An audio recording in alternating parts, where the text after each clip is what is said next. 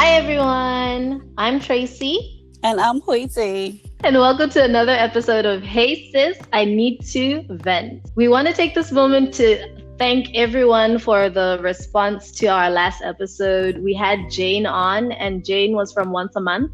Oh my God, the response has been so positive, especially the response from women, with women relating to issues of period poverty and them feeling like actually they may once have experienced period poverty but not even realize that they had it. I really feel like, again, like I said in the episode before, it's a conversation that we need to continue having, and we really need to raise awareness around this issue. And we'd like to make sure that everyone is doing their part. Please help Jane out with her cause by donating to onceamonth.co.za/donate. Yeah, definitely. That's right. And now more than ever, it's super important that we donate. Periods don't stop for pandemic. As we speak, Once a Month are desperately trying to raise funds for them to be able to provide pads and sanitary equipment to girls and vulnerable girls and young women in the Gauteng area of South Africa. So please donate, guys. So girl, what are we here talking about today? Today, we're talking about the subject of the moment, the most salient thing that we're living, breathing every single day, coronavirus. Guys, I really hope we don't bore you with this one, but I feel like you will like the angle we're taking. I think it's definitely different from what you guys have heard. We're going to share our perceptions. You know what? Let me stop trying to use big words. We're going to share our outlook on the virus. And we're also going to share our tribe's outlook. How are they dealing with the situation? What's going on in their part of the world? So yeah, give it a listen. Girl, on that note, how are you doing? How is COVID-19 affecting you right now? COVID-19. Do you know what? At first, when this whole thing started off, I was thrilled. I was loving it. I don't need to travel into work. I don't need to have those awkward social interactions. Hell yeah. I was absolutely loving it. I've been working at home for about a month now, but the isolation is really starting to kick in. And the fact that like you can't go out, you can't interact, and always having to work from home and like work and like see your colleagues through Zoom. I think I've now realized just the importance of those interactions, those day-to-day interactions, and how much we take them for granted. So far it started off great. Not going to work, don't have to travel in. But then now I'm getting to the point where I'm feeling that cabin fever, and I just miss social interactions. I miss going to bars and having some wine. I miss those lunchtime trips. Guys, if you live in the UK, I miss Pret like there's no man's business. I really miss my breakfast bagel from Pret. I'm missing that. I miss my lunch from Coco de Mama. I'm just missing the simple things, guys. What about you, Tracy? I know in Taiwan it's been a little bit different. It definitely has. With us, we still have social interactions. We're not on lockdown, or we don't have to self-isolate. The only thing for me is I have a lot of anxiety because I'm thinking of the people back home. I was in the lunchroom with my coworkers, and one of my coworkers, let's take out his name. You know, there's that class person who's part of the group. He was just like, you know what? You better make sure that you have your affairs back in order back home, because if someone was to die, you need to make sure you're able to bury them. So at this point, you need to decide, do you want to be here? And this was before everything. Dude, I'm serious. He did not say that. No, he did give me a pre-warning. He was like, do you want me to say it? I was like, nah, look, I can take it.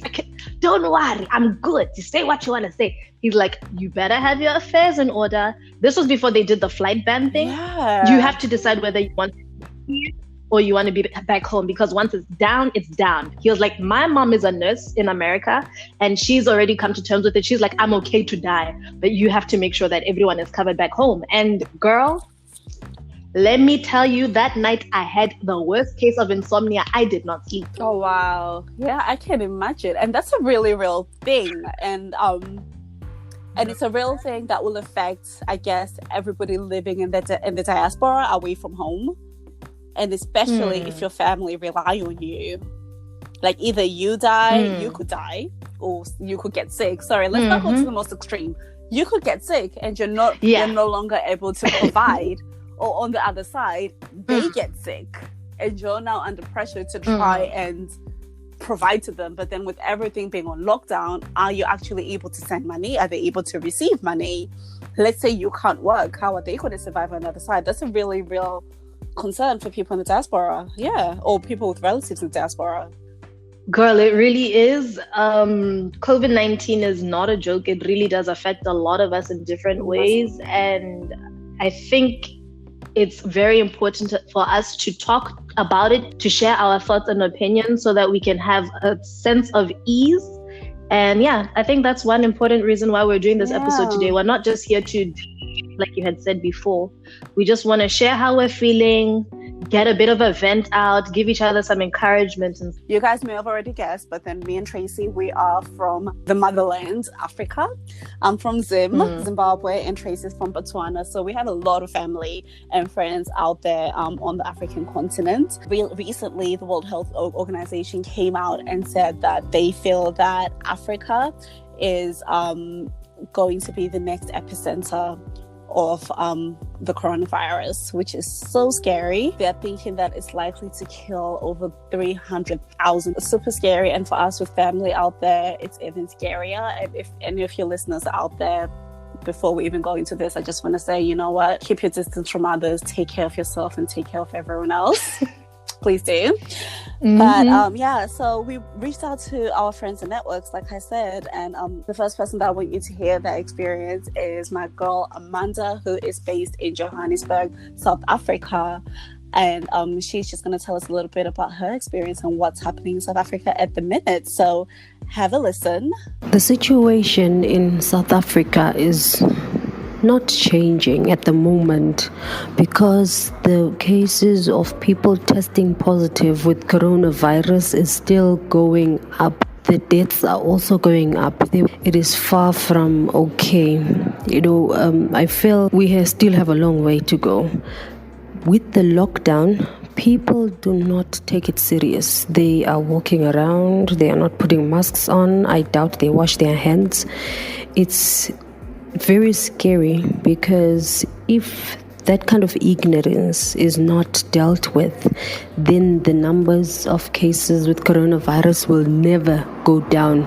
This pandemic will not be disappearing anytime soon because it is difficult to teach, or rather give an awareness to people that this is real, this is happening. With the lockdown, what is really happening out here in South Africa is really disappointing. People are complaining that the lockdown is like a punishment because they want to drink, they want to smoke, they want to go out and have parties, but they do not know what they don't understand what social distancing is. It is really disappointing the way people are so ignorant about this. There's a girl that was raped on Friday. She went missing because perpetrators are out there looking for vulnerable children, and then you can't stay without buying basic necessities.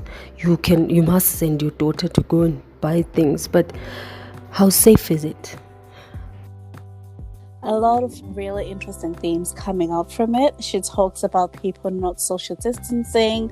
She talks about the ignorance around coronavirus. And she also touches on the fact that people, young people, or just people in general, are at risk of crimes, with that really tragic story of the girl in her community who got raped. Tracy, from your perspective, if we just start with social distancing, what is it, do you think, about social distancing that people will find the most challenging? I won't necessarily blame the people, girl. I'm going to blame the government. If you hear cases of government workers literally running in fear when they see a person with suspected symptoms, and you see public leaders, for example, certain leaders in a country where I'm from, being the ones who instill lockdown, but then they're seen out grocery shopping as a bunch. So what more do you expect from the people? I don't think people understand the importance of it because they haven't been given the sufficient knowledge that they need to understand why they need to have a lockdown. Yeah, absolutely. And I think you really raised a really important point about role modeling, that usually when you put these kinds of measures in place, the politicians and the people who are in the public's eye need to role model the best behavior. And where people are not seeing those politicians role modeling that behavior, of course,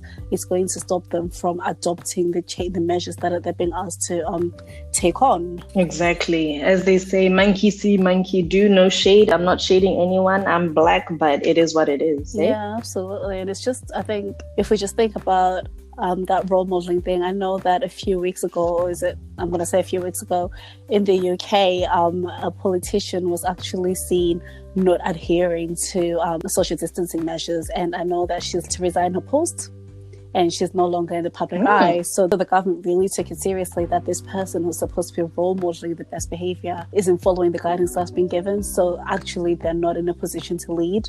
So they should step down. And she even apologized publicly. So I think that holding someone at that level accountable has perhaps helped reinforce the fact that we should be staying at home. I agree. And I commend the British government for doing that. I mean, if you are going to practice what you preach, then you literally, you know what, kudos to the government. I'm just going to leave it there. But girl, what about the whole rape situation?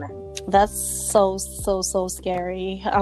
It's tragic. We know that South Africa has a deeply embedded rape culture anyway, but I think with coronavirus and with people being asked to socially isolate in certain communities, we're usually, like what Amanda says, in African cultures and African communities, it's absolutely the norm for children to be sent out. You know, your parents said you go buy bread, go buy milk, go do this. And usually when you're sent out into the streets, there'll be loads of people around. You sort of have the community are the people who are like watching and keeping your child safe. So imagine now in these times of coronavirus that people are being asked to self-isolate and stay in their homes. The streets are empty. You don't have those people who are watching over.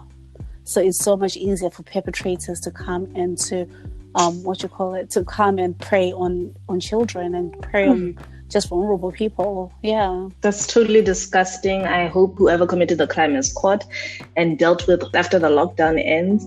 For people to be taking this moment of fear, this moment of uncertainty, this moment that is affecting us globally, and to see themselves using it as a chance to perpetrate crimes, that's just disgusting. So, you know what? Yeah, I completely agree with you. It's super unfortunate and it's heartbreaking. I mean, gosh, my heart really goes out to that girl's family, because I'm sure that's the last thing that they ever expected could ever happen, especially in these times when we should be pulling together and communities should be looking out for each other. This is the worst thing that could possibly happen. I agree. Well, thank you so much to Amanda for that. Next, we are going to hear from Hadiza, who is based in Abuja, Nigeria, about how they are experiencing coronavirus in their community. Coronavirus in Nigeria, it's bittersweet, I guess. I think because the government is trying their best in the sense of, they impose a lockdown early enough. They're informing the public every time there's a new case, a new death, and I think they're really trying their best. But you can't help but criticize certain things. So, like, in my opinion, I feel they're under testing. I feel like a lot more people have the virus than they're letting on, because so far I think they said 230 something people have been quarantined. But I feel there are more people that have it because they're not testing enough. You call the number to get tested, but they don't come to test you. The number doesn't even go through. When they do come, you may not get your results. That's one thing, but maybe that's just one glitch in the entire system. I don't want to bring it down. And then, so even with the lockdown, the poverty level is really high. They try to have like relief materials and whatnot, but it's counterproductive. So you say you're giving people relief items, you give them very little, because a lot of people, the majority of poor people, go out every day to hustle, make some money no matter how little, and then they feed themselves. When they have a family, they feed their family. Sometimes they don't make anything and then they have to get money from someone and then pay the person back. So let's go back to this whole relief thing. You have relief items that you're giving people, and then you make an entire community queue up to get a bag of rice. An entire community. Social distancing is not observed. Everybody jam-packed together. Now, this lockdown, they've said, okay, we should be at home, blah blah blah, but people still go out. I saw a video of traffic in 2 different areas in Lagos yesterday, and I don't understand how there can be traffic when everyone is supposed to be at home. You go to a store, not all stores observe social distancing. You go in, you queue up like normal, you exchange money with people at the counter, you pick up things from people. Not everyone has gloves on or has a mask on. All the stores are required to do is to check your temperature and give you gloves. Personally, I feel like the best thing to do is to enforce people to stay at home. If this means putting soldiers on the street without violence, I have to put that without violence.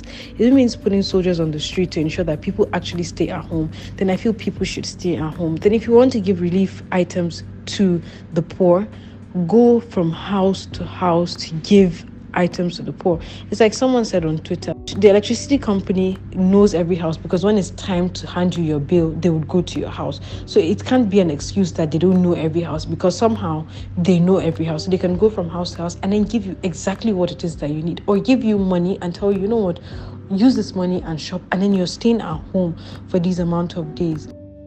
Hadiza also touches on some really relevant points and just goes back to this guidance that we've been given, that the best way to stop the spread of coronavirus is for us to self-isolate. But as we can hear in African countries, self-isolation is a thing that's really proving quite difficult to enforce. It definitely is, girl. I'm laughing at the fact that, talk about being counterproductive, hey?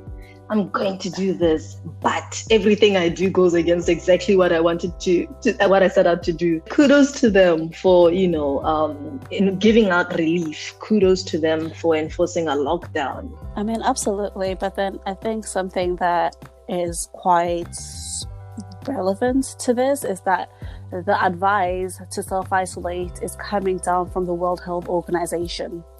And this is advice that they're giving to the world globally. But what this advice neglects to do, it neglects to take into account that in different countries, they're going to be very different contexts.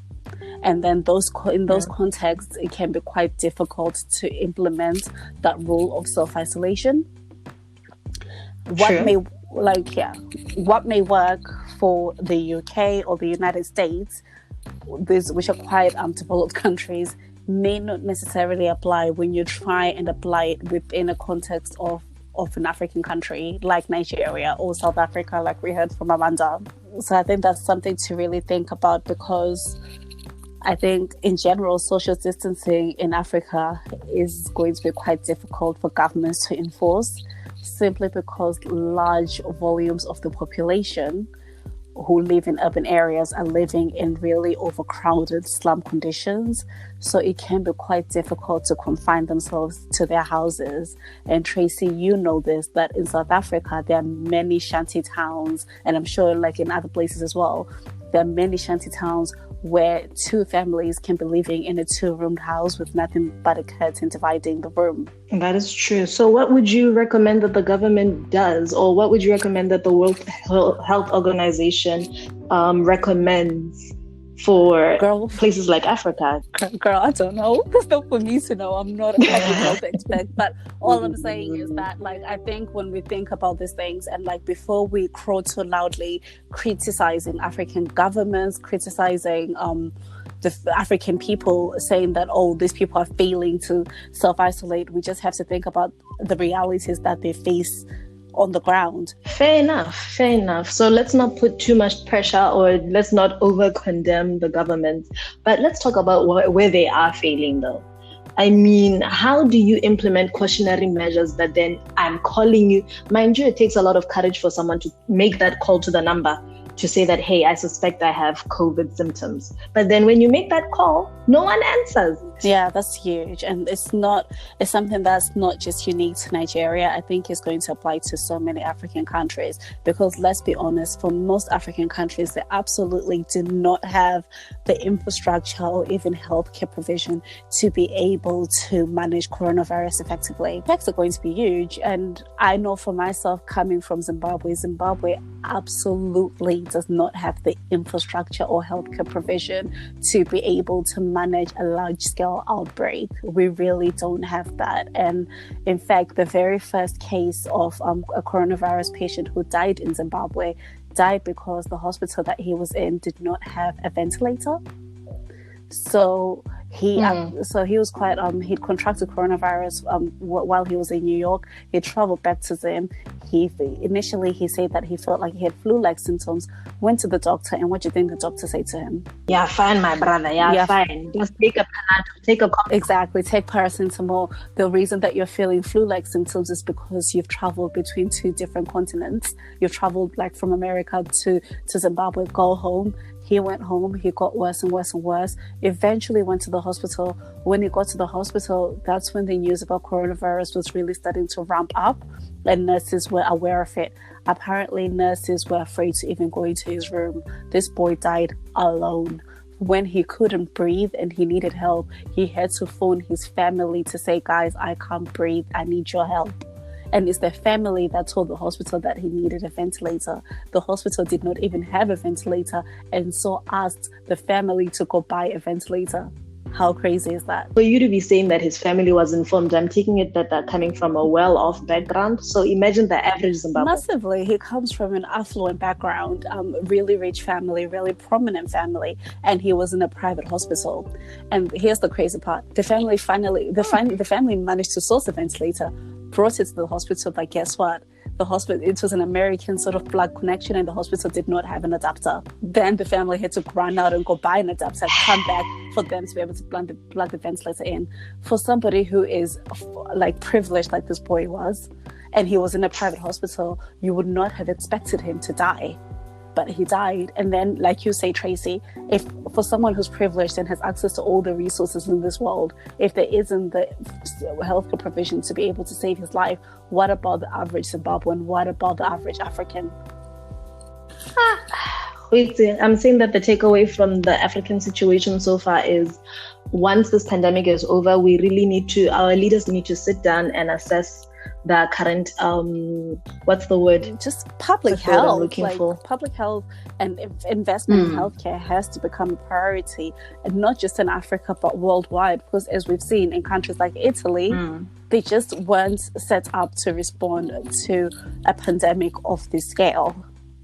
And I think something that's really interesting again that Hadiza said, sorry to keep talking, was just around the government providing relief items. And I thought, wow, this is like really, really amazing that they are managing to provide relief items. But maybe the funny part of this is that by providing relief items, they're actually going against their own guidance, because people are having to line up in very close proximity to get those relief items. So again, it goes back to what we were talking about earlier, that, if the government isn't going to role model the behavior that they want people to show, or to the way that people want to act, then why it's just not going to work, is it? It isn't, but then like we say, you shouldn't beat a man while he's down. I hope that once people hear, I'm not saying that we're here to make a change, but hopefully by spreading awareness, we are notifying someone. But I hope that amendments have been made from the time this voice note was made. Like she said, if the electricity company knows every house, there's nothing wrong with the government dropping off a bag of rice in front of every household, because I can only imagine the aunties in the line. And people don't exactly social distance when they come together in markets and whatnot. They're not. Wait, are there? Hand pat, clap. Now imagine how fast the coronavirus must be spreading in situations 100%. like that. Eh? And then I think you've touched on a really important point there, Tracy, that actually our culture as Africans, togetherness is a really key thing. Greeting each other and being quite, what's the word I'm looking for? And being quite affectionate is central to who we are. So when you're now telling people who are used to be like, hi sis, hi my sister, hey my brother, and hugging and shaking hands and we're expressive in the way we talk, telling us not to do that. It's not natural. It's going to be such a difficult thing for people to get their heads around, and it's going to take time to implement. That's true. But all we can do is hope for change, right? All we can do is hope for change, and it's ultimately an education piece, and a lot has to be said about the way our governments perhaps communicate how you communicate is so important, as you guys, and I'm sure like everyone appreciates. If you have to, when you tell people not to do something, you need to really clearly articulate the reasons why, and you also need to ensure that you're communicating to people in a way that they really understand. And I sometimes wonder and question whether our African governments are communicating to people in a way that they're fully going to understand and fully going to appreciate. Are they myth busting, and are they bursting the misconceptions that are out there about coronavirus? Hey, with that one, it's going to draw us into a long one, but I would say I don't expect them to have that knowledge or to have that power to pass on the message. When I feel personally that African governments are looking more so to the West for guidance, and they themselves do not have the understanding of the importance of all the cautionary measures. And it's more of okay, I'm seeing Johnny over there in the US doing this, I might as well follow what Johnny's doing. So I would just say education all around for everyone, for leaders as well as for the people.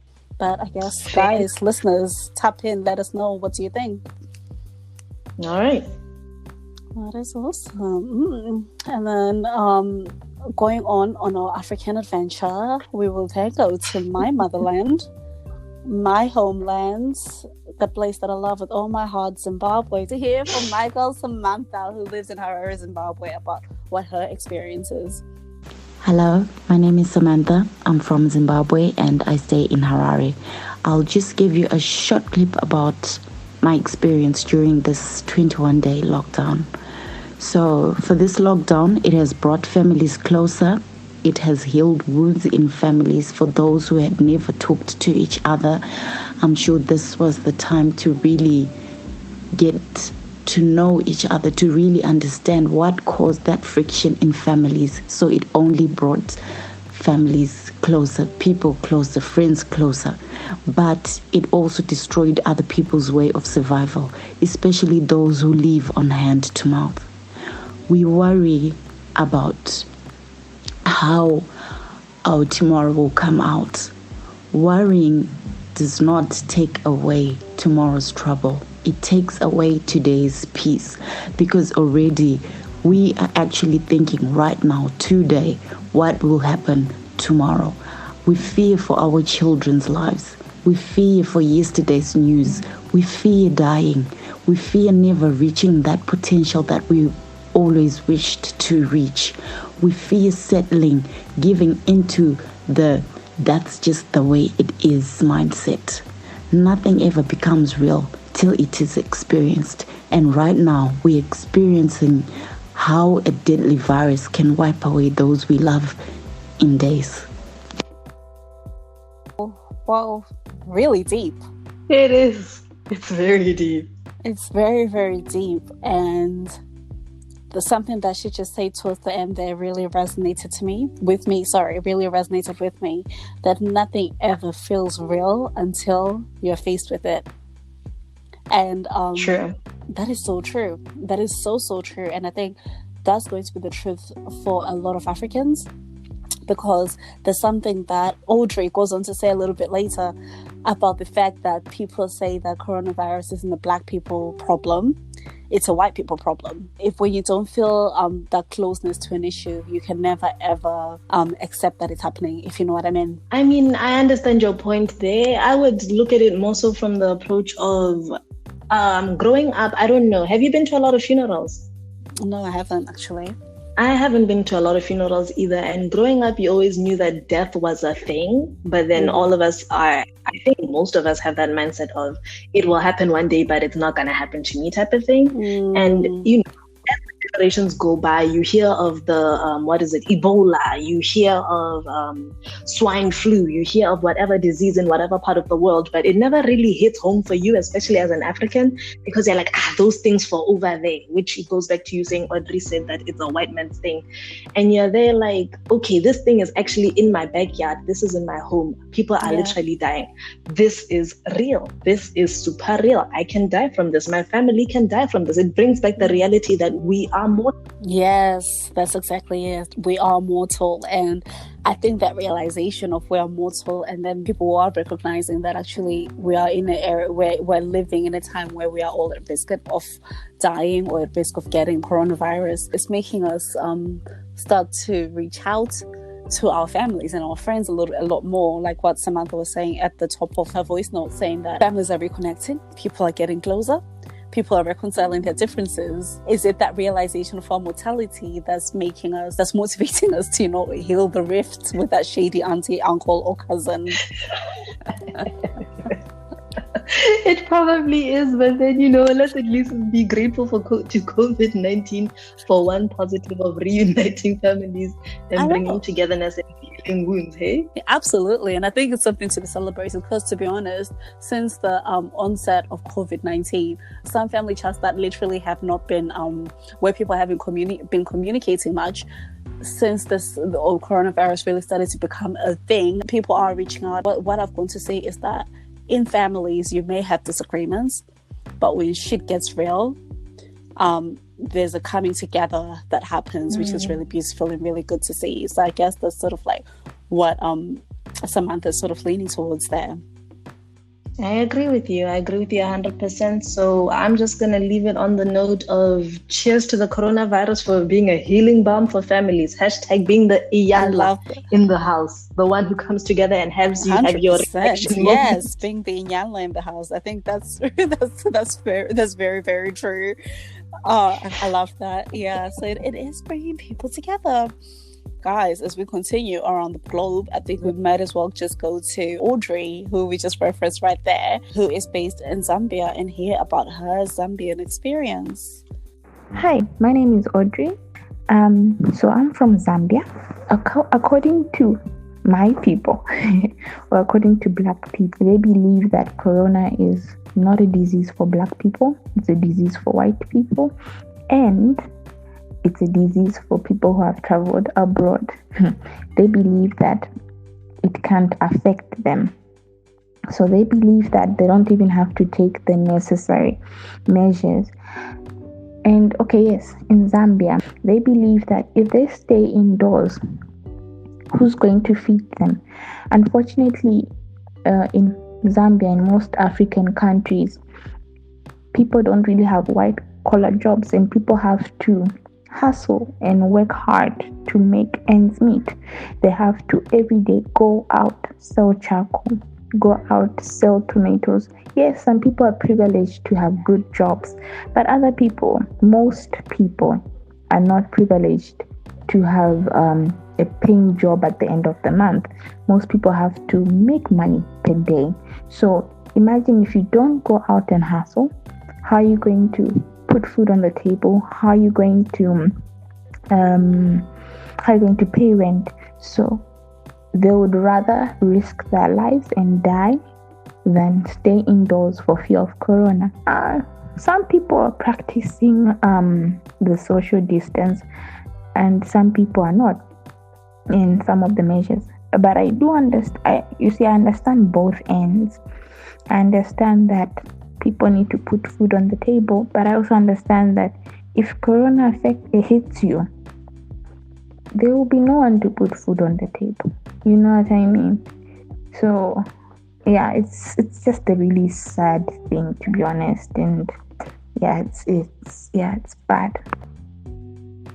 So Audrey has come with this coronavirus being perceived as a traveler's disease, which Zambians will not allow to affect their livelihood and their culture. Eh? Yeah, and do you know what? To a certain extent, it's 100% true that it is a disease that is coming from people who have traveled in and out of Zambia, if you know what I mean. And if you look at how coronavirus has sort of started spreading in African cities, it started in the big cities, but it's only now that it's starting to now go out of the cities and spread out more into the country and all that kind of stuff. So from one perspective, people are absolutely right that it is a traveler's disease, but then what they now need to realize is that it's a traveler's disease that's not becoming everybody's disease unless people take the correct measures. That is true. But then I also don't blame the people because, if you only have 57 confirmed cases and 2 deaths, and you know that it's that white man's disease, or it's Tabo's disease, or it's, no offense, it's that Chinese person's disease, and you know that I'm a Zambian, I have been at home all along. Why will that white man's disease affect me? You get it? Yeah, I mean, there's a certain. It just goes back to education, doesn't it? It goes back to how the risk is being communicated to them, and if they're truly appreciating, they're fully understanding and truly appreciating that this is something that can affect us all. But something so important that Audrey touched on there is the fact that coronavirus is affecting people's livelihoods. Yes, in the Western world, we're hearing that it's affecting people's livelihoods, but then governments are stepping in to be able to support people during this time financially. But in Africa, our governments don't actually have the resources to be able to support people who are out of work at a large scale. A lot of people are working. Audrey was saying that they sell tomatoes, they're street traders. They literally live hand to mouth. The money that they earn that day is the money that they go and buy bread and meal or whatever it is for their family to eat that night. So if you're telling these people that they need to be locked down and they can't go out and make money that they need to eat, that's a very difficult thing for people to adhere to, especially if there's no support being offered. So if you're literally taking the food out of a person's mouth, what do you expect them to do? How do you expect them to social distance when your stomach doesn't say no, wait and social distance? And here's the thing, Kwiti, I'd like to know your thoughts on this. Initially, when COVID had started to hit in Africa, my friend had reached out to me and he was like, hey, I just wanted to let you know that you should let your parents know that there's going to be a lockdown. You need to go to the supermarket. You need them to go to the supermarket, get themselves some food that will last for 30 days because things are flying off the shelf. And on top of that, it's going to be a lockdown. They won't be able to get anything. And I don't want them to be suffering. I'm better. I'm here in Botswana. I'm able to go to my family if they need anything. And my answer to this friend was, we are Africans. We survive by the till. Is it the till of the earth? Is that the word? I think that's right. I'm not too sure, but yeah, I understand what you mean. Yeah, basically we are fed by the earth. We are farmers. So initially I was saying that, there's no such thing as an African who would be hit by hunger or hit by anything because they are farmers. You can get a cow. If uncle has a cow, a goat, pa. You have a bag of meal, 12.5 kg sadza, pa. You cook, you have some murio in the back garden, sha. And, I don't know. I don't know if that's practical anymore. Is it practical? I mean, girl, have you heard of the El Nino effect that's been affecting, especially for us, Southern Africans? It's affected us massively because there's been droughts for a number of years, especially in Southern Africa. Food security is a massive issue in Southern Africa right now. With coronavirus happening, there's a real risk that people could actually run out of food because agriculture has not been performing, hasn't been yielding as much as it has done historically. So that's a real consideration that actually maybe there could be no food. And I know that for a lot of countries, Zimbabwe is definitely one, and I'm sure Botswana is, they import a lot of food from South Africa. And with South Africa going on complete lockdown, this means that there's a very real chance that like a lot of certain types of foods are definitely going to run out in countries. In Zimbabwe, I know that there are already meal shortages and people are having to line up for hours and hours and hours or even days just to try and get meal to make sadza, which is the staple food. So definitely your friend was absolutely right telling you that, your family may need to start preparing. That's sad to hear, but then it's bringing back the point that I think that the governments really need to, another note for governments after the whole corona pandemic ends, revisit agriculture and find sustainable ways to re-implement it so that we are able to sustain ourselves individually as nations. Because if you're part of a chain, when one part of the chain is weak, then the rest of the chain is broken. So make sure that you find yourself in a position where it's not wrong to import, but try and find yourself in a position where you are able to be independent and sustain yourself regardless of your neighbor's situation. I think that would be my takeaway from that. Yeah, 100%. And I think it's also about, you're right, that countries need, I think what the lesson for countries after this is that we need to be a lot more resilient. We need to build our resilience for things like pandemics or any other natural disasters or even public health disasters that can happen. We need to be really prepared. We need to be prepared for it. And I think a really great example that I'm thinking of as we're having this conversation is, did you see that clip of the Prime Minister of St. Martin in the Caribbean talking about how people need to social isolate and understand that there are absolutely no excuses for you leaving your house. I didn't. I think we should definitely throw a link. It went viral, and it was absolutely incredible because a lot of the Caribbean islands, and particularly St. Martin, they're really prone to hurricanes and all kinds of natural disasters. So I know that particular island was devastated by Hurricane Irma. And since then, there's been sort of like a requirement for all residents to maintain at least 2 weeks worth of food and other essentials in the event that there's a full lockdown. So there's this viral clip that came out of her essentially saying to the residents in the country that she needs to treat the pandemic like a natural disaster. I'm not sure if you guys have seen this, but I'm just going to play it, Tracy, so that you can hear it. Stop moving. Simply stop moving. If you do not have the type of bread you like in your house, eat crackers.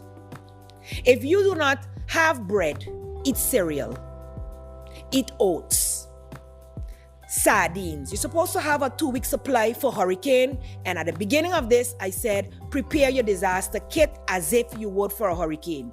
That meant some people went out and buy toilet paper and water.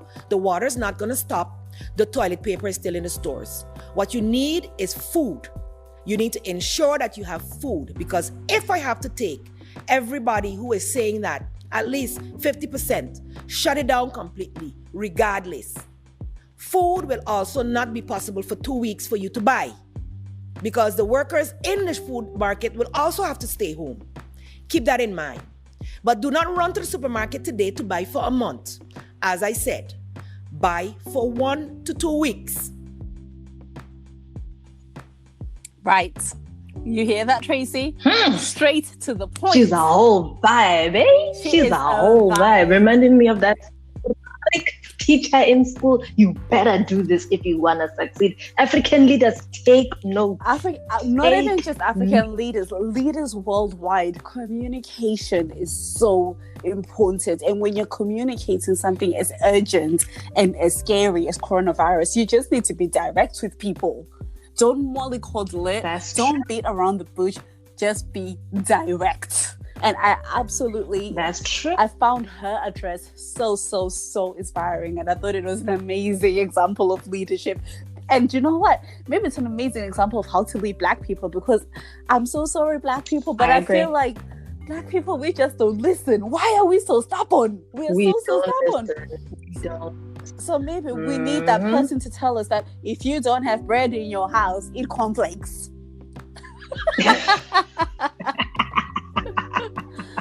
If you don't have conflict, eat oats. And it also goes back to a point you were saying earlier, like, are leaders passing on this information in layman's terms, in language that everyone can understand? That was straight to the point. Homegirl, no shade to her. I love her to bits. I'm going to see what else I can find on her. And then she was straight to the point, and I don't think there was any room for misunderstanding. No room for misunderstanding. She was 100% clear. Her name is Sylveria Jacobs, the Prime Minister of St. Martin. You are my hero, and I aspire to be you if I ever become a leader. You like, that's how you communicate a message. And I would actually love to see how the coronavirus response is going in her country, because actually she communicated that, so there should be no excuse for you to go out anywhere. I thought that was amazing. And yeah, that was really that was good. Thanks. But bringing it back, let's bring it back to Zambia, girls. Those are our points addressing corona affecting the average man, the people who don't have the white collar jobs, the hustlers, the street vendors. So thank you, Audrey, so much for your contribution. We appreciate it. All right, our next audio clip is from Njeri Wangari. Huitzi, Kenya has just been our mass support girl. Hello, Kenya. Hello. Oh my gosh. I don't even know what the word is. I'm so overwhelmed with the love that we're receiving from Kenya in terms of people listening to our podcast and people following us on our Instagram. Support Kenya come through, and Jerry is actually one of our biggest supporters as well. She's really engaging with our content, and we just thought like she'd be a great person to reach out to so that we can get the Kenyan perspective. And on another note, Njeri is also a content creator on YouTube. So guys, check her out. We really appreciate content creators reaching out. Let's build a tribe, a network so that we support and build each other up. So other people reach out. We're down. 100%. What's her YouTube handle so people can find her? So just type in Njeri Wangari, NJERI space WANGARI, and join her Nkululeku Lorato family. That's the name of her tribe over there. Oh, I love that. Awesome. Hello, my name is Njeri Wangari. I am a content creator based in Nairobi, Kenya, and I'm here to talk about how COVID-19 has impacted my country. First of all, there is a partial lockdown in some cities such as Nairobi and Mombasa. Secondly, there has been a reduction of taxes due to the loss of jobs and others being paid half the amount of their salaries. Furthermore, schools have been closed and it's difficult to learn for some students who do not have online classes. Also, the government has imposed a curfew from 7 p.m. to 5 a.m., meaning that no one is meant to be out from 7 p.m. until 5 a.m. Although the curfew was implemented to help us, it has caused a great disadvantage to businesses such as clubs, which are a form of entertainment to many, and restaurants. Besides that, I have also had new experiences such as going to a supermarket with a mask and gloves and keeping my distance from others. Oh yeah, and one more thing, when COVID-19 was first announced in Kenya, people panicked and did mass shopping. I'm telling you, the queues were so long.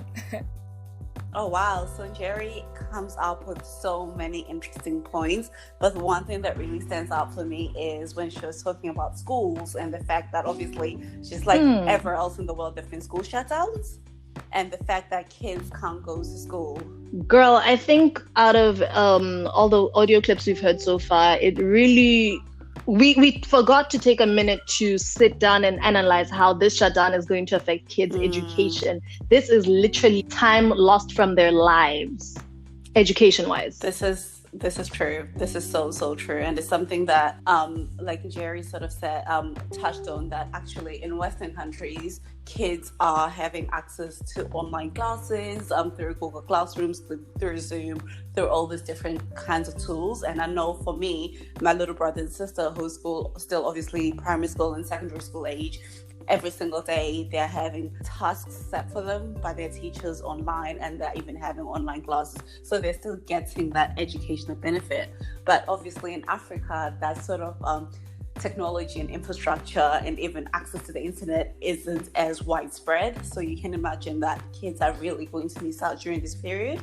Girl, it's insane. I mean, just to take my nephew as an example, we're from the same family, but just imagine someone else all the way in Botswana has been told that school is shut down till further notice. They haven't even been given a date. And he's in the village right now. Where is the computer, like you mentioned? Your siblings are able to have access to online classrooms. My nephew has just been told, bruh, no school till further notice. Hey, that's so crazy. No school.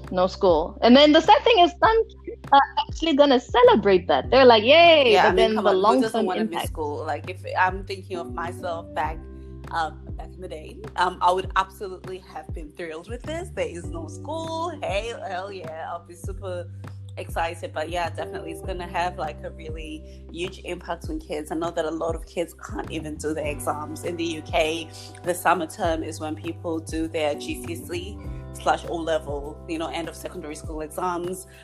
People have to do their A-level exams so that they can go to university. All that has been cancelled, which means that the grades you're supposed to get to go to university, for instance, for you to be accepted into university or for you to be accepted onto your A-level course, teachers are going to have to come up with those people. Kids aren't going to get a fair chance to actually do an exam, apply themselves, and go to the exam and prove themselves and get grades that they've really earned. I think that's something that's just huge. The impact of that is just absolutely huge.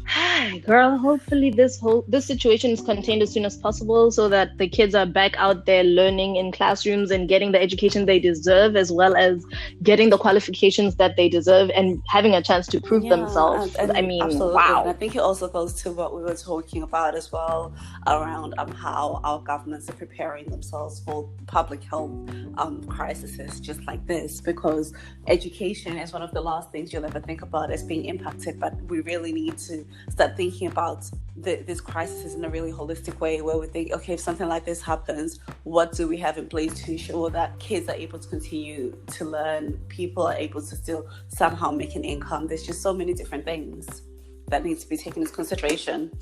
Yeah, COVID-19 is a huge learning curve for everyone. That's very true. And like you said before, I hope the governments are out there taking notes on how to deal with future pandemics or world crises so that this does not happen again. It's a learning curve. Like, no one expected this, but you learn from your mistakes so that all sectors, be it education, be it health, industry, be it what other sectors are there, girl? Industry, I'm having a thingy moment. Just how to make sure that whatever sector you're in, is resilient enough to be able to continue, just even if something as big as coronavirus happens. Amen to that. Cheers, but yeah, thank you so much, Njeri. All right, girl, moving to the Western world, let's head over to Canada to my girl Sandy, and let's hear what she has to say about how the coronavirus is affecting the Canadians. Hello everyone, my name is Sandra, and I am here to talk about the COVID-19 pandemic, but specifically how it's affecting Canadians in their day-to-day lives. So far we've been on lockdown for a little bit over a month, and I can say, like the rest of the world, most things have come to a standstill. Most people are on lockdown, and most things have sort of slowed down, halted, or permanently stopped. I don't work in the healthcare profession, but according to statistics, there's been about 28,000 confirmed cases and around 1,000 deaths. I also want to note that the past 15 days we've had less rates of new cases as well as less rates of new deaths. So that's something to kind of note and kind of hope that it shows that the lockdown is sort of helping and it's actually containing the situation. The Canadian government has also been quick to respond to financial needs for individuals, families, as well as businesses. In terms of businesses, most businesses have resorted to online options because only essential services can still be physically open. So the businesses that haven't been able to adapt to online marketing or selling of their products or are not able to because of the nature of their product or service have been the ones which have been hit the hardest. And right now it's uncertain as to whether those businesses will be able to recover after lockdown or not. The government has also recently started imposing fines on individuals and corporations that are not necessarily following the COVID-19 restrictions. I know other countries have curfews and stuff, but for us, mostly it's just that the essential services have adjusted hours, so they close much earlier. And there's just certain restrictions. You can be in parks, you can't be walking around in groups of 5 or more, and even if you're in a group of 2 or more people, it has to be from the same household and all that, which for me, I think that's definitely a good measurement to take, because people being people, there's always a business or so that doesn't follow the rules, or an individual also that doesn't follow the law. But at the same time, I also feel it's a double-edged sword, because I live in Ottawa, and the one time I went downtown since this lockdown, I did see groups of people, but most of them seemed like they were homeless. So it really brought a different thought process in my head, that we still have vulnerable people in our society. We still have homeless people. So I'm wondering how this restrictions or these fines will be affecting people. The general public response, honestly, I would say has been amazing. Most people have been quite kind when you go on social media.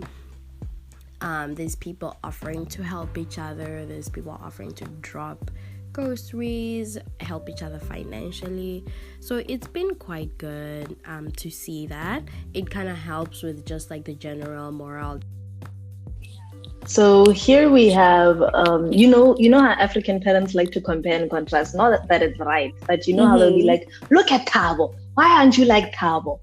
But, I'm sorry to do this, Africa, much love to you. But, we've been talking about the situation in African countries where the government isn't being strict with the restrictions or making sure that they implement the restrictions set in place hard enough. There isn't enough knowledge. They aren't giving enough aid. But then, we're seeing the Canadians living up to their reputation of being a kind and friendly and loving nation. We're hearing of people helping each other with supplies as well as financially. We're hearing of the government providing aid, not only to companies, but to people, I think she said. And, that's a wonderful thing. That's a wonderful, wonderful thing. But like my mom likes to say, there's no house that doesn't have problems. And similarly, there's no country that doesn't have problems. What about the homeless? Yeah, 100%. But then at the top, I just want to say, yes, look at Thabo and we can compare, but you can't compare 100% between a Western country and an African country because it's completely different context,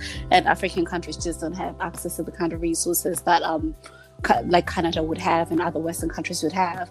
But one thing that I want to definitely say is that African countries can definitely look and learn. I really like certain things that Canada are doing in terms of finding big businesses for continuing during and not implementing social distancing measures. And I think that's something that African countries could even take and implement as well.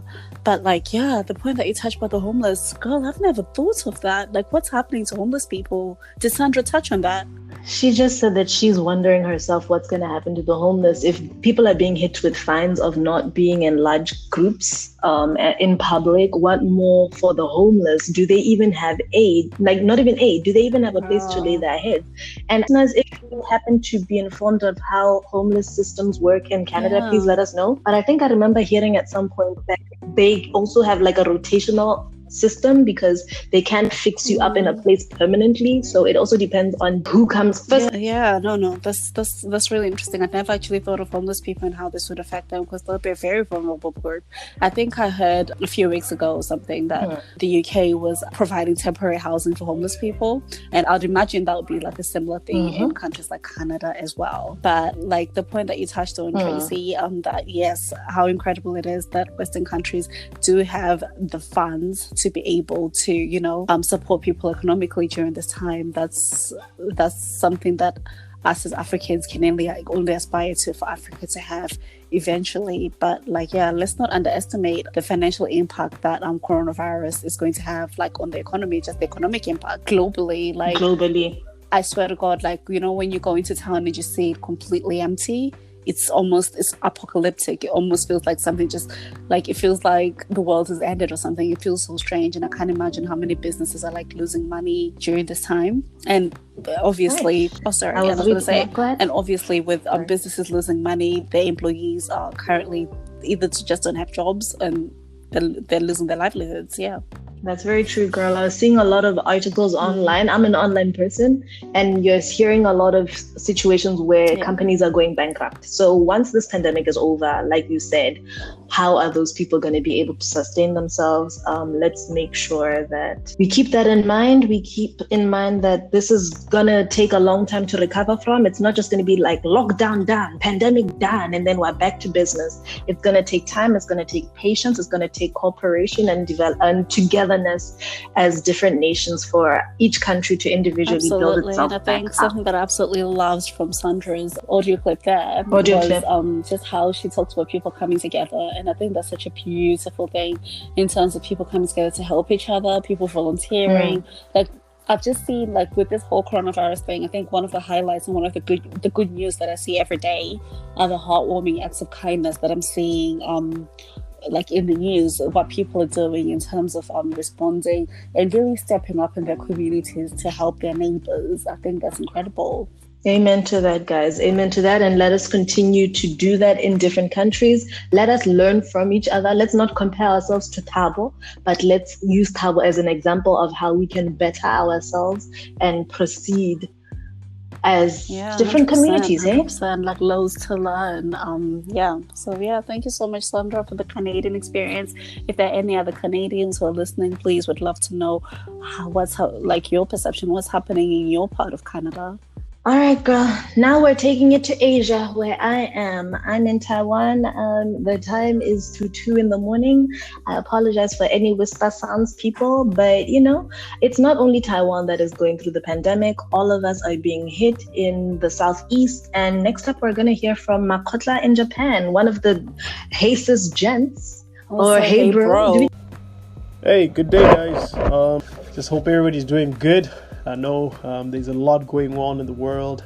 I'm currently in Tokyo and just wanted to pretty much talk about what the Japanese have been doing to try to curb or contain or stop the rapid spread of this virus in Japan. So Japan pretty much issued a state of emergency.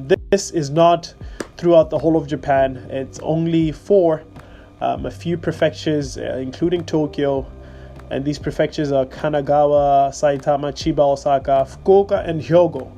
So pretty much the prefectures around Tokyo and the one next to Osaka, and then another one down south in Kyushu. So there's a number of reasons why they decided to pretty much, declare a 1 month state of emergency. One of the main reasons being that they could not trace contact. As to, for example, let's say somebody tests positive, they couldn't pretty much trace as to where that person might have, contacted or contracted the disease. And as you guys already know, the Tokyo 2020 Olympics were supposed to be held this year, but unfortunately, due to the circumstances of having a global health pandemic, it got or had to be postponed to next year, July 23rd. And then right after the postponement was announced, the cases just pretty much started rapidly increasing. This led to, of course, having this state of emergency being declared for a couple of regions. And, for a few months now, schools have been closed. Of course, sports games have been held, but with no spectators. Some have been cancelled. Concerts have been cancelled. So it has pretty much been a lot of things happening in Japan. So Makotla is in Japan. Wow, so cool. One definitely on my bucket list to visit. But anywho, Makotla is in Japan, and one thing that he talks about was the Olympics being postponed. And wow, that's actually huge. Like the Olympics, doesn't that just happen once every 4 years, or is it 5 years or something? Yeah, it happens once every 4 years. And I think this is definitely going to be, 2020 is going to be a historical year with so many things being affected by the coronavirus. It's not even funny, but then with the Olympics, the thing that really touched me about the Olympics is how hard Olympians train. Imagine for the past, God knows, maybe for some people since they could walk, they've been training for 2020. For some, I'm being serious. Like, no, like we laugh, but it's true. Like people have been working so freaking hard. The organization I work for, the British Red Cross, recently partnered with Team GB, so Team Great Britain, for the athletes to support the Red Cross in raising money during the Olympic period. And we had some Olympians come into the office, and Tracy, I now understand what people mean. Like, they're athletes, but then they're athletes on a different level. Their bodies, the way they're sculpted, you can see that these are people with incredible discipline who live and breathe what they do. And I can't imagine how crushing it must have been to find out that something that they've been training for so hard has been cancelled. Girl, not even that. Like, I mean, I understand the pain of the Olympians, but just imagine the Japanese government. You do know that the country's putting a lot of funds to be able to 100%. host the Olympics. The amount of money they put into creating stadiums, making sure that they had proper resources and facilities for Olympians to train, promoting, even just promoting itself as marketing is not free. If you think about the businesses that would have, like, some people started businesses specifically for this Olympic period, and now it's sort of like, oh, what we're gonna do. A lot of really big things have been cancelled. I was just thinking about the fact that I remember when coronavirus started becoming a thing in America, and social distancing and the lockdown was introduced, the NBA were actually asking their players to play, but with no audience, with no supporters present. And I remember a lot of I know that's crazy, no fans, but a lot of basketball players were coming out to say that, oh, we're not going to do this. Like, we're absolutely, because they do it for the fans. Imagine Beyonce doing a concert with no audience. It just doesn't work. But it feels like such a trivial thing, but things like the Olympics are a great example, like the World Cup and even concerts. They're things that bring people together, no matter what race, creed, social class that you are. They really bring us together, but that's something that's not going to happen this year, you know? The impact of coronavirus has been absolutely unprecedented, and I don't think we fully have an appreciation of what the impacts are going to be in the long term. I think we're going to continue realizing the impacts day on day as this thing sort of progresses. I think we've now done our tour around the world. I think so too, girl. You know what? It's been an epic one. Thank you to all the people that sent in the audio notes. We appreciate you, tribe. We appreciate your contribution. Knowledge is power, like we've been going on and harping on about for the last however long. And we do appreciate you sharing your perspective or perception. Someone tell me in the comments which word is the correct one of what is going on in your part of the world. Yeah, just keep safe, keep each other safe, keep your neighbors safe, and stay at home. On that note, though, we'd like to leave it on a positive one, and we'd like to talk about your hopes and your takeaway from COVID-19. Girl, do you want to go first? What are you taking away from this epic pandemic of COVID-19? But I think what I'm going to take away from COVID-19 is the importance of staying connected to people. It shouldn't take a pandemic to make you realize that you should check in on people often. And I think that's one thing that I've seen, like, absolutely, like, you should always just check in with people, just stay connected with others. It doesn't mean just checking on them every day, but just have that sort of, there's a humanity to it. The unity is so important, and we just need to definitely just check in on our loved ones, checking on our friends, and like, no man is an island. Very true, girl. Well, I'm taking away from this that, 2019 and the years before, from the first episode, I had said that I had become a recluse. And I was very introverted and scared and anxious. And 2020 was actually my breakout year of me stepping into my truth and living to my full potential. My whole manifestation list is just filled with things like that. So imagine that I had put traveling more. I had put socializing as high things to do. I'd put, trying to create businesses, international businesses, as high priorities on my list, only for COVID-19 to just shut that bad boy down, no questions asked. So what I'm taking away from this is it doesn't stop. It doesn't stop for COVID-19. This is actually more of a wake-up call that, girl, it can all end in a minute, and make sure that once COVID-19 is over, you go harder. That's what I'm doing. So I will definitely be visiting y'all in Korea. Nancy, I see you. people in Jai, my family. Who is that? Ooh, I did not just say who is that. Sophia, Stephanie, Michelle, Julia, Tina Lan, who got me here in Taiwan, in Taichung. I want to see the pyramids by 30. I will be doing that. I need to visit my family more and keep in touch with back home. I will be doing that, and COVID-19 is not going to stop me. COVID-19 doesn't mean the end of your dreams. You can still do things, and I'm really glad, Tracy, that you are seeing the opportunity in this, because there is a lot of opportunity. So thank you guys so much for listening. Please let us know how you're experiencing coronavirus in wherever you are in the world. Please drop us a voice note, add a comment to our social media platforms at Hey Sis, I Need to Vent on Facebook and on Instagram. Girl, are you forgetting that we are on Apple Podcasts? Yes. Oh, yeah, definitely. You can listen to the podcast on many different platforms, including newly added Apple Podcast at Hey Sis, I Need to Vent. You can also listen on Spotify and on YouTube. Please engage with us on YouTube for those of you who don't have access to Apple Podcasts and on Spotify. Yeah. Mm-hmm. And on that note, we're going to leave you with some of our tribe's hopes and dreams for life post COVID-19. I saw the importance of taking care of yourself.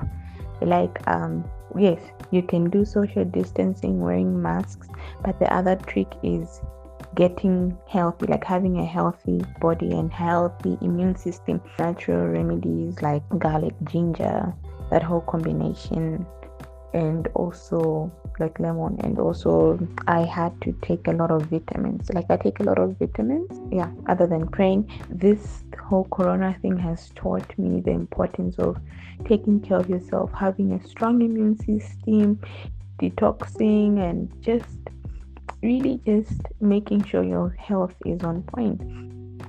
One thing I'm really looking forward to once this whole lockdown is over is social interaction. I am really, really looking forward to nice, wholesome, face-to-face human social interaction. It's one of the things that I took for granted coming in, but it's really, really hard to deal with that on a day-to-day. The other thing I'm looking forward to is just having a wholesome routine, a well-rounded routine that involves things to do outside the house. I'm really looking forward to. I am the kind of person who just thrives off of routines. I love schedules. I love knowing when things are going on, and planning everything as I go. So I'm really looking forward to that once this is over. Despite this situation, I've come to appreciate and be grateful about the times I spent hanging out with my friends and family. I've also come to appreciate the time I have and use it to think and create content for my YouTube channel. Once the COVID-19 crisis ends, I look forward to visiting my friends and relatives and sharing meals with them. Thank you for listening. I hope that you guys are doing well and stay safe.